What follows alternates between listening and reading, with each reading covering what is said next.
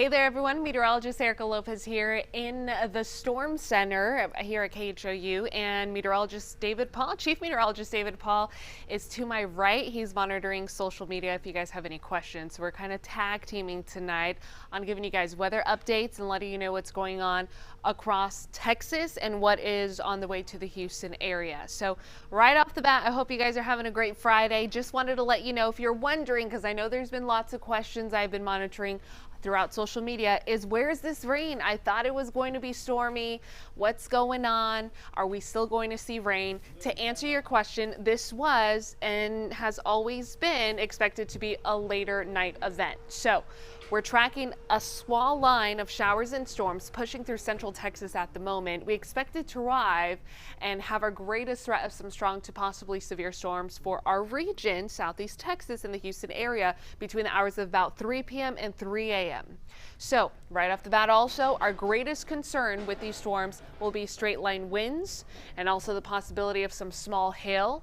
We cannot rule out an isolated tornado just yet, although I can let you know that our greatest threat for tornadoes has been and will continue to be north of our viewing area. So the Dallas metro area, also near Waco, central Texas region, has had some quick spin ups already tonight. We have not spotted any further south of that, but notice we do have a cluster of pretty strong thunderstorms that's been ongoing. So here's the line that's very defined, very organized, and this is ahead of a cold front also. So on top of the stormy weather that we'll be tracking overnight tonight, there's a cold front that will be pushing through, and that's going to make it significantly colder by tomorrow and bring in some more January-like temperatures that you're probably missing at this point. So here's what's going on at the moment. Zooming into the activity, big pink shaded color, that is actually a severe thunderstorm watch. All the orange polygons, those are severe thunderstorm warnings, and San Antonio is getting hammered right now with this storm. So we're talking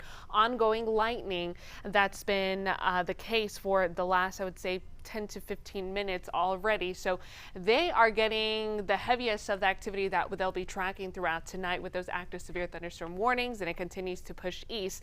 But notice these storms have a lot of lightning with them also, and it tracks all the way up north into the hill country, approaching Austin at the moment right now, just west of the Austin area. If you have any loved ones in that region, they're about to get hammered. And then the pink shaded, or excuse me, the yellow shaded polygon that's highlighting a good chunk of Texas, also parts of Louisiana, Arkansas, that's a tornado watch. So that's why I mentioned that our greatest threats for tornadoes are north of our viewing area.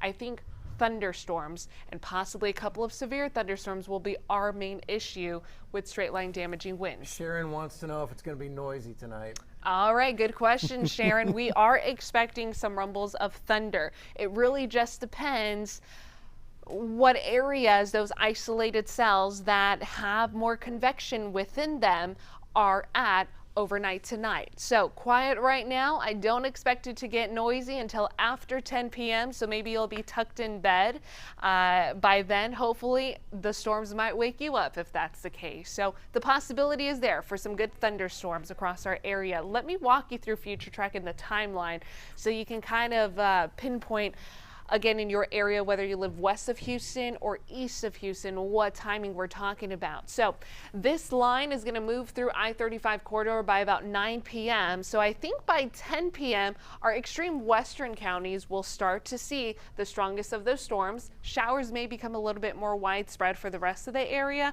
but I don't expect that to be the heavy stuff. So the heavy stuff will be very quickly moving as this cold front continues to push east. But I do want to show you, by 11 p.m., latest model runs. This is why we're not overly impressed with a severe storm.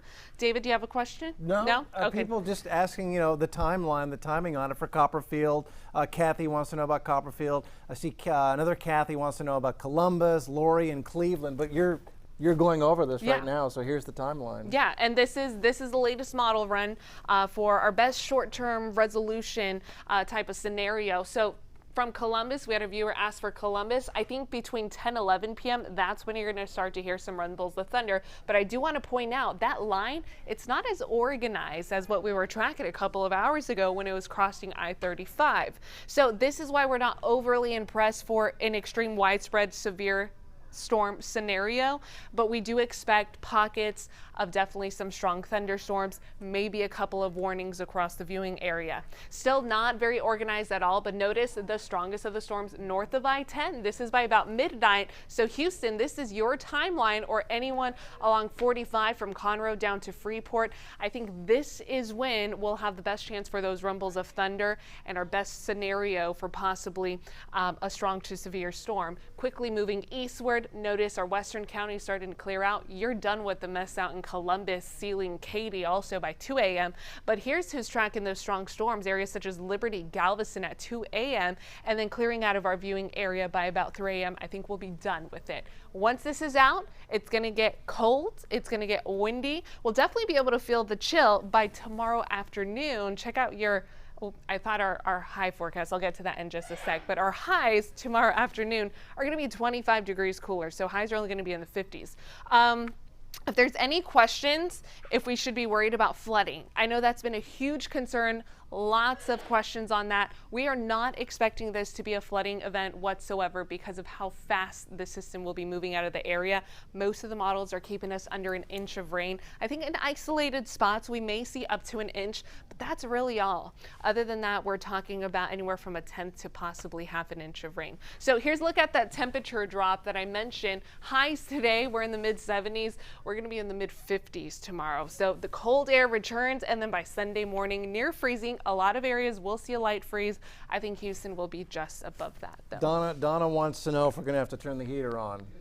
Ooh, heater on probably Saturday night if you don't want to wake up cold Sunday morning. That's going to be the time frame. But even Saturday during the day, I think, yeah, it's gonna start to get pretty cold out there. This is one of those cold fronts that will drag in a good, even below average for our January-like temperatures that we should have for this time of the year. And Juana says thank you for the update. You're Tammy welcome. in Crosby also wants to thank you for the update. Well, thank you guys, and thanks for tuning in.